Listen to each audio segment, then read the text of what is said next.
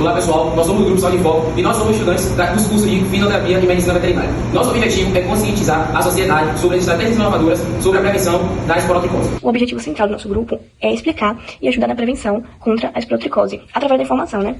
Nós entrevistamos uma profissional da área para entendermos melhor, fizemos umas perguntas para ela, né, para nos aprofundarmos no assunto. A esporotricose é um fungo e é considerada uma zoonose, ou seja, ela é uma doença que pode ser passada de humanos para animais. Ela começa com um carocinho vermelho na pele e vai se agravando, vai virando uma ferida e não cicatriza, só que ela é tratável. Mas para entendermos melhor, vamos pro vídeo. Olá, meu nome é Giovana Rebouça, eu sou médica veterinária clínica geral e hoje eu vim responder algumas perguntas sobre a esporotricose, né, que é uma zoonose tão importante. A gente estava querendo saber quais são os principais mitos, informações erradas, coisas sem sentido, que os tutores trazem sobre a esporotricose. Então, geralmente, o principal equívoco é de que é uma doença exclusiva dos gatos, né, quando a gente sabe que os cães também podem contrair, embora seja menos comum, né, e que os esporos dos fungos estão principalmente no solo e na matéria orgânica, ou seja, ainda existem outras formas de contaminação, por exemplo, a jardinagem, né, que não são muito conhecidas. E outro mito muito comum é de que todo e qualquer animal que contrai esporotricose precisa ser eutanasiado. A gente sabe que não é necessário, que o animal tem chance de sobreviver se o tratamento for feito de maneira adequada com acompanhamento do médico veterinário. Nossa próxima pergunta.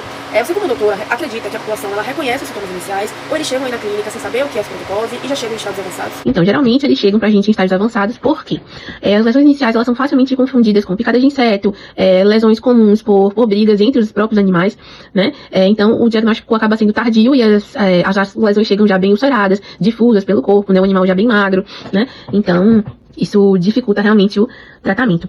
Quais são os erros mais comuns que os tutores cometem ao tentar realizar algum medicamento ou fazer um curativo em casa por conta própria? Então, geralmente, antes de iniciar o tratamento por conta própria, eles dão uma pesquisada, né, na internet. E ou eles iniciam da maneira errada, né, com pomadas antifúngicas ou corticoides, ou somente esperando as lesões cicatrizarem com asepsia, né?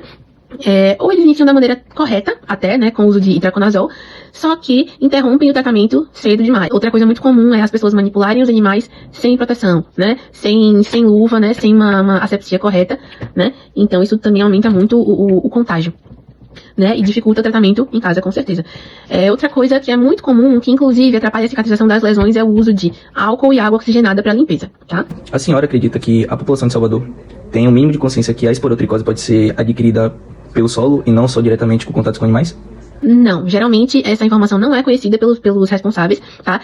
A esporotricose é uma doença muito associada exclusivamente ao felino, né? Mas a gente sabe que os esporos estão principalmente no solo, né? E na matéria orgânica, então, a jardinagem, contato com espinhos, principalmente, né? É uma forma de contágio para além do felino, né? Que as pessoas muitas vezes elas desconhecem. A senhora relaciona o aumento de casos de esporotricose com as colônias de gatos em parques e praças públicas?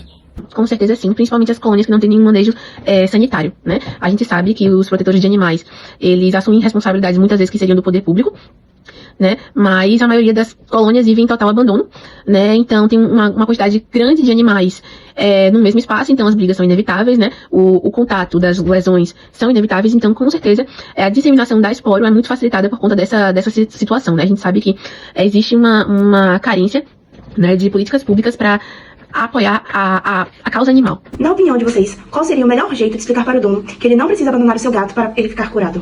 Então, eu acho que o primeiro passo muito importante é aproximar essa pessoa de nós, médicos veterinários, né? Porque a gente vai precisar que essa pessoa tenha uma confiança em nós para seguir nossas orientações, pra confiar no que a gente tá falando, né?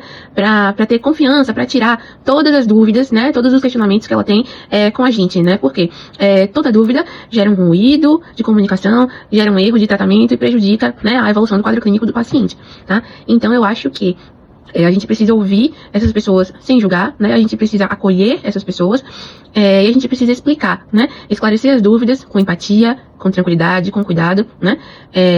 Buscando que essas pessoas entendam da melhor maneira possível, né, o que elas podem fazer para a cura tanto delas quanto do animal, tá? A gente precisa mostrar para essas pessoas que elas são, como responsáveis do animal, uma parte fundamental do tratamento. O tratamento não existe sem o manejo dessas pessoas, né? Então a gente precisa orientar, precisa que elas, sobretudo, sigam a orientação à risca, né? E a gente precisa conscientizar as pessoas de que o abandono só dissemina mais a doença e tira a chance dos animais de viverem, né?